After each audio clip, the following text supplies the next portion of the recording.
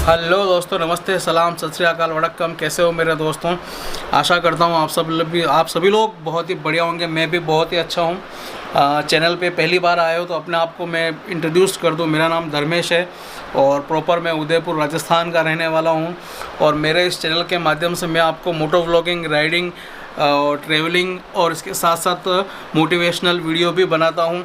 उसके बारे में आप और मैं मिलकर डिस्कस करते हैं। तो आज अपनी जो बात अपन कर रहे हैं उस बारे में थोड़ा मैं आपको पहले से बता दूं कि बात कहाँ से शुरुआत हो रही है और कहाँ पर और क्यों इस बारे में आज अपने को बात करने का मौका मिला, या इस बारे में अपन क्यों बात कर रहे हैं। बात है जब 2020 में लॉकडाउन लगा था तो उस समय एक ऐसा वाक़या मेरे साथ घटित हुआ।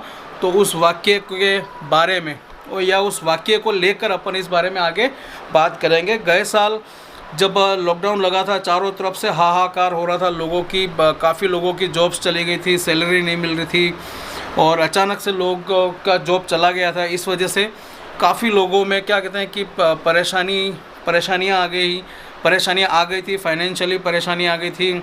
लोगों के इंस्टॉलमेंट होती है तो इंस्टॉलमेंट नहीं भरी जा रही थी, तो बैंकों की तरफ से प्रेशर आ रहा था। राशन का दुकान से हर बार अपन देखिए, बड़ी सिटियों में तो लोग मॉल वगैरह से लाते हैं, पर छोटी जो शहर है वहाँ से छोटी मोटी किराना की जो दुकान होती है वहाँ से सामान लाते हैं लोग। तो वहाँ पर क्या हर महीने उनका हिसाब किया जाता है। तो इसी तरीके से बहुत सी प्रॉब्लम आई, लोग बहुत तरीके से परेशान हुए, बहुत लोगों को तकलीफ़ हुई और इन्हीं तकलीफ़ों के बारे में आज अपन बात करेंगे। गए साल क्या हुआ कि कुछ मेरे उदयपुर में मैं और मेरे कुछ 4-5 मित्र मिलकर हम लोग एक छोटा सा कहते हैं ना हेल्प कर रहे थे लोगों की, कि हम लोगों ने क्या छोटा छोटा कुछ अमाउंट इकट्ठा किया और हमने कुछ इस तरह के पैकेट्स बनाए, सूखा राशन जिसको कह सकते हैं कि अपन खाने पीने के सामान जो थे उसमें सूखा अनाज जो अपन ने था, जिसमें 5 किलो आटा, 1 किलो चावल, 1 किलो दालें वाले और 1 लीटर तेल की बोतल, धनिया, नमक, मिर्ची, इस तरीके से पाउच बना के एक 9 से 10 किलो का एक पूरा पाउच बनाया था हमने पैकेट। ठीक है, तो उस तरह का हमने पूरा एक पैकेट बनाया था। उस पैकेट को हम कुछ ज़रूरतमंद जो लोग थे उन लोगों को दे रहे थे।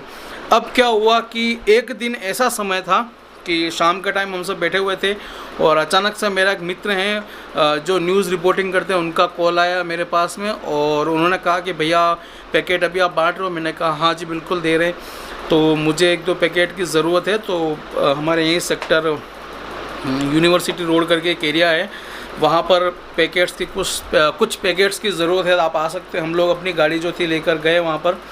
तो जिस घर में हमने पैकेट दिया उस घर को देखकर मुझे यकीन नहीं हो रहा था कि इस घर में भी ऐसी प्रॉब्लम्स आ सकती है या इस घर में ऐसी प्रॉब्लम्स है, क्योंकि वेल एजुकेटेड पर्सन थे।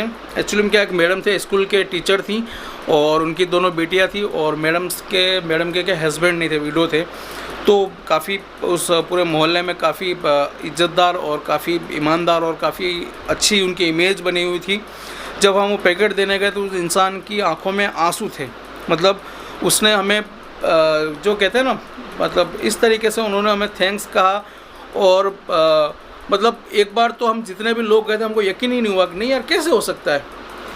फिर जब वास्तविकता में जब हमने उस चीज़ के बारे में पूरी डिटेल में गए और हमने पूरी रिसर्च की और कुछ चीज़ें हमने मैडम से पूछी, तो उन्होंने भी बेझिझक होकर हमें बता दिया कि देखिए हर इंसान क्या है कि गुजारा करने के लिए हर तरीके से काम करता है और कुछ सेविंग कर पाता है, पर वो सेविंग इतनी नहीं होती है कि पूरे मंथ का खर्चा आराम से निकल जाए। और कई जने ऐसे होते हैं जो सेविंग नहीं कर पाते। मैं आपको लिटरली बता रहा हूँ, इंडिया में कम से कम मैं बता रहा हूँ 70% ऐसे लोग होते होंगे जो सेविंग्स नहीं कर पाते हैं, क्योंकि इनकम जो उनकी जनरेट होती है, वो जो इनकम और पूरे मंथ का जो उनके खर्चा होता है वो पूरा बैलेंसिंग होती है। भाई 25,000 रुपये महीने की इनकम आएगी तो 25,000 उनका खर्चा होता है। क्योंकि देखिए क्या होता है, एक मध्यम परिवार का जो इंसान होता है वो अपने सपनों को पूरा करने के लिए कुछ बैंकों का सपोर्ट लेता है, कुछ इंस्टॉलमेंट होती हैं, कुछ ईएमआई पे चीज़ें उठाते हैं, जैसे TV, fridge, cooler, AC, washing machine, घर में स्कूटी है या बाइक है, ये सारी चीज़ें इंस्टॉलमेंट पे ही रहती है। बहुत रियर केस में, या जो कहते हैं ना पैसे वाले जो लोग होते हैं, वो सारी चीज़ें कैश में खरीद के ले आते हैं। बाकी 90% लोग ये सारी चीज़ें क्या फाइनेंस पे ही आती है, बजाज वगैरह इस तरह की जो कंपनियां होती है उनके फाइनेंस से ही आती है।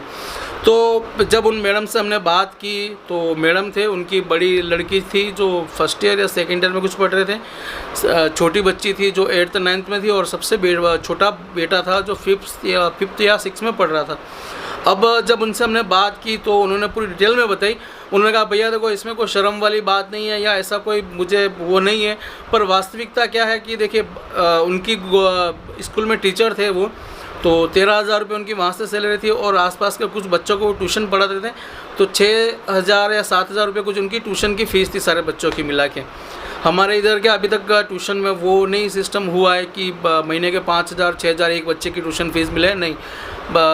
छोटी क्लास का बच्चा है तो 500-700 रुपये ट्यूशन के लगते हैं, और घर पे जाके अगर कोई टीचर पढ़ाता हो तो 2 या 2,500 रुपये या 1,000-2,000 रुपये ही मिलते हैं, इतने कोई हाई फाई ट्यूशन की फ़ीस नहीं मिलती अपने यहाँ पर। अब क्या हुआ कि उन्होंने मुझे पूरा कैलकुलेशन उनका बताया कि भैया मेरे महीने की इनकम है 17,000 रुपये और मेरा खर्चा है 17,000 रुपये फ़िक्स। अब देखिए आप उस कोइंसिडेंस को देखिए कि 17,000 रुपये इनकम है और 17,000 रुपये मेरे खर्चा है। जब उन्होंने बताया कि भैया 5,000 रुपये मेरे रूम का रेंट है, 3,000 रुपये कुछ 3,200-3,300 रुपये मेरी एक्टिवा जो उन्होंने उनकी बेटी के लिए या उनके लिए उनके आने जाने के लिए एक्टिवा खरीदी थी उसकी किस्त थी, भैया मेरे जो अभी मैंने फ्रिज ख़रीदा उसकी किस्त जा रही है कुछ 1,200 रुपये, फिर राशन का खर्चा हो गया, और दोनों बेटे की और उनकी गुड़िया की ट्यूशन की स्कूल की फ़ीस वगैरह यूँ करके पूरा 17,000 उन्होंने खर्चा बता दिया, और उनकी इनकम बता दी उन्होंने 17,000 रुपये। अब सिचुएशन ये है कि ये कहानी सुनाने का मेरा मेन मकसद क्या है कि ऐसे अभी इस वक्त में, अभी भी इस लॉकडाउन में इस तरह के काफ़ी लोग होंगे, हज़ारों की तादाद में लोग आपके आसपास में होंगे, आपके पड़ोस में कोई होगा इस तरह का।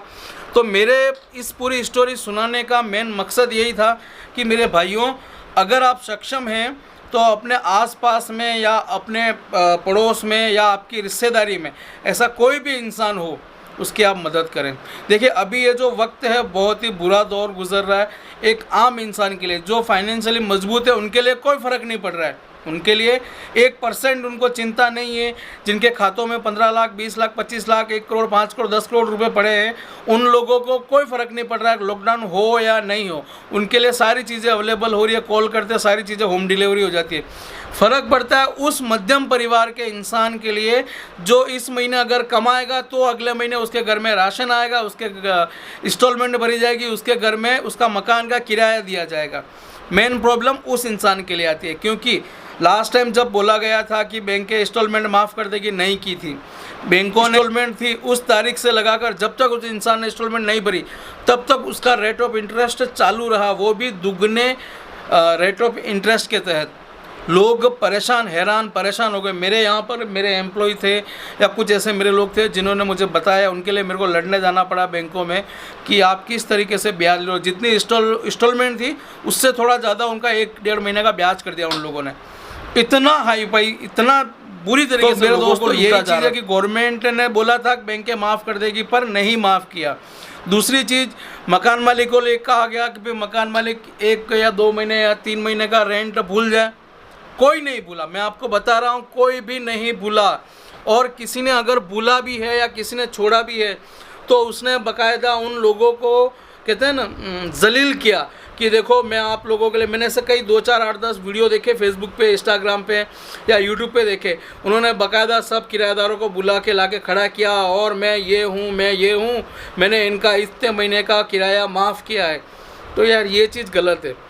उस इंसान की मजबूरी का आप फ़ायदा उठा रहे हो तो आप उसको जलील मत कर दो, उसको शर्मिंदा मत करो।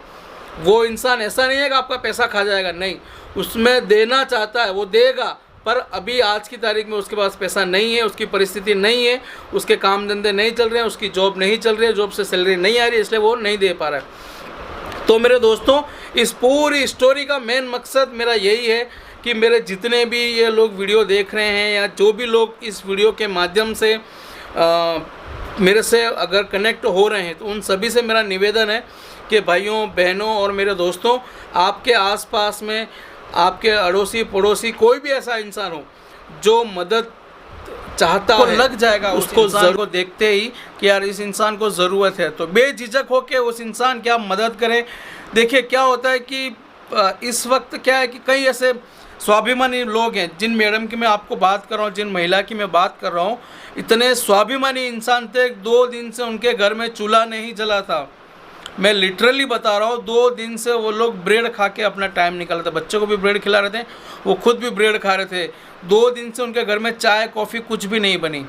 तो उस इंसान ने बाहर आके किसी को कहा नहीं कि मेरे घर में ऐसी परिस्थिति है, परंतु वो पड़ोसी जो मेरा मित्र है वो किसी कारणवश उनके घर पे गया और बातों बातों में कह दिया पड़ोसी एक भाभी जी चाय पीनी है। तो फिर उस इंसान के आंखों से अपना दर्द छलका कि भैया मेरे घर में चाय पत्ती शक्कर ख़त्म हो गई है, तो मैं आपको चाय बना के नहीं पिला सकती हूँ।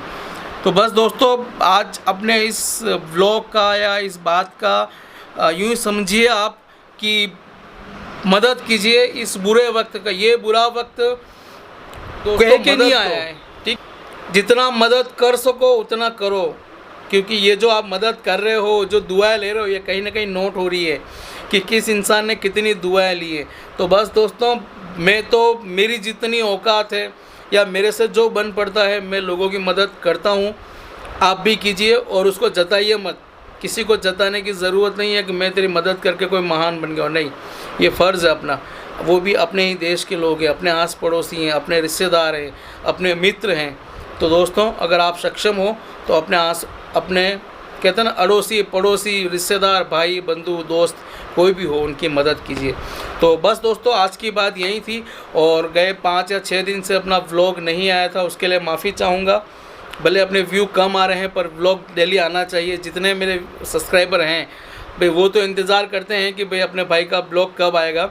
देखिए दोस्तों, क्या कि मैंने आपको पूर्व में बताया था, लास्ट ब्लॉग जो आया था मेरे मित्र की आकस्मिक मृत्यु हो गई थी, तो उस कारण से कहते हैं मानसिक तौर पर मैं पूरा विचलित हो गया था, पूरा मतलब डिस्टर्ब हो गया था एक तरीके से। तभी ये 5, 7, 10 दिन हो गए उस बात को, आज 9, 10 दिन हो गए हैं। तो थोड़ा उसको मैंने अपने आप को संभाला और अब जाके थोड़ा मैं ऐसा हुआ हूँ कि नहीं, मैं आपसे बात कर सकता हूँ। अब आपसे प्रॉमिस करता हूँ कि डेली आपको रोज़ाना कोई ना कोई कंटेंट। देखिए ऐसा है कि अब क्या अपन राइड तो कर नहीं पा रहे हैं, तो मोटो व्लॉग या राइडिंग या इसके संबंधित कोई टॉपिक अगर ऐसा आ गया तो ज़रूर आपसे मैं बात करूँगा।